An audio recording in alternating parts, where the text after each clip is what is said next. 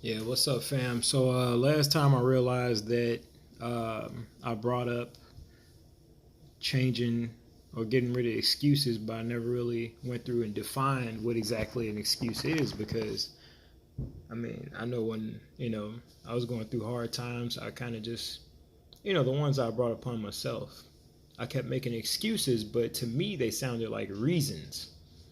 Till my buddy kept saying, hey man, you BSing. And after so many times of hearing it, I really started to think like, well, why does he keep saying that?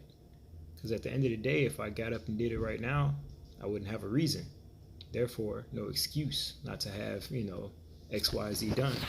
So, a good way to kind of like see for yourself is to pause the video, grab a pen and paper, like right now, not phone, like actual pen and paper, old school, right? But all right, now that you got that, actually write out the 24 hours in a day. Like, 1 to 24 military time, or, do the whole 12 to 12, 12 to 12, AM and PM, and put lines for the hours. You can kind of abbreviate for what you're about to do, but write out the hours that you sleep because, according to society, whoever that is, you're supposed to sleep for 8 hours a day. You're supposed to work for 8 hours a day. And then those other 8 hours kind of define who we become and who we are. Because essentially, they say it takes about 10,000 hours to master anything. So, if you broke 10,000 down into 8 hours a day, practicing the piano or singing or learning a language, then that's how it would divide up. That's how many days it would take for you to master that, if you got the willpower and drive. Um, but essentially, once you write this out, be real with yourself, make some adjustments. Uh, you know, it might be 8 hours a day at work, but it might take you an hour there and an hour back. So it's really like 10 hours allocated to work. But you might not really be sleeping 8 hours a day. So you're really sleeping about six. So go ahead and take those 2 hours, take them off. That still equals 16 hours. Now, you look at these 8 hours or whatever, be real, put down, if you take time to eat breakfast, if you take time to cook dinner, um, and see what's left. So if you got like 6 hours left, what are you doing with those 6 hours every day? Are you just sitting in social media, laying in the bed, watching TV, Netflix, studying sport, statistics, looking at new lashes and makeup and stuff, ordering wigs on Amazon? Like, what are you doing? Because at the end of the day, when you add up those 6 hours every single day, they essentially, you kind of get to see what amount of time you're spending towards like absolutely nothing. Essentially, it's not some positive, it's not some negative, it's just literally nothing, just wasting time. And then you'll start to see where you're losing time, because you might have to commute and hit traffic to work. You're gonna lose some time there.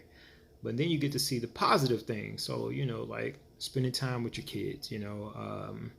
If you do, go to school, you have to study. So, all of your time is being allocated one way or another, or it's being used up. But are you actually planning these things? Is every hour intentional? Because I hear a lot of times people say, "Oh, well, I don't have time. I don't have time. I don't have time." But at the end of the day, we all have the same number of hours in a day. It's just how we spend that time.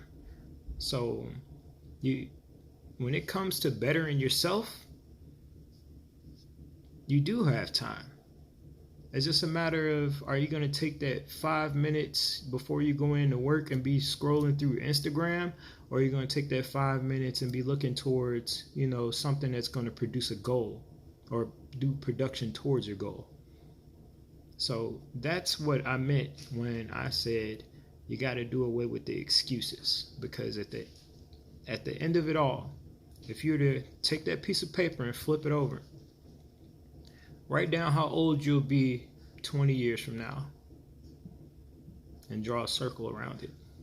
And underneath it, put a line and put 15 years, 10 years, 5 years. Leave a space, for a paragraph in between each one.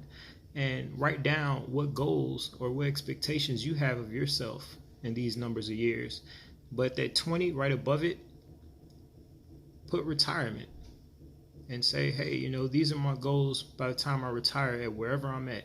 If you don't have a career where you're looking to spend 20 years at, what are you going to do? How are you going to spend this time? Because if you have a goal to go to school and get a degree, that's going to take some years. There's a number of semesters for every degree plan. So if it takes 2 years or 3 years, you're going to have to cut that out of it. If you're going to want to buy a house, how long is it going to take you to save that money up? Especially if you got school debt or any other debt, or you're still paying on a car. That's going to take some years. Add that up. If you're looking to, own your own business, it's steps. It takes money. It takes a lot of time. Add that up. If you want to live a certain lifestyle after your kids are out of the house, or have children in a certain number of years, you have to sit down and physically look at your goals so that way you can get an understanding of where you need to go and what you need to be spending your time doing, because we waste a lot of time. And time is one of those few things that you can never get back. So let me know if I wasted your time or not. Feel free to leave a comment down at the bottom and watch some other videos. Let me know what you think. Thank you. Have a good one.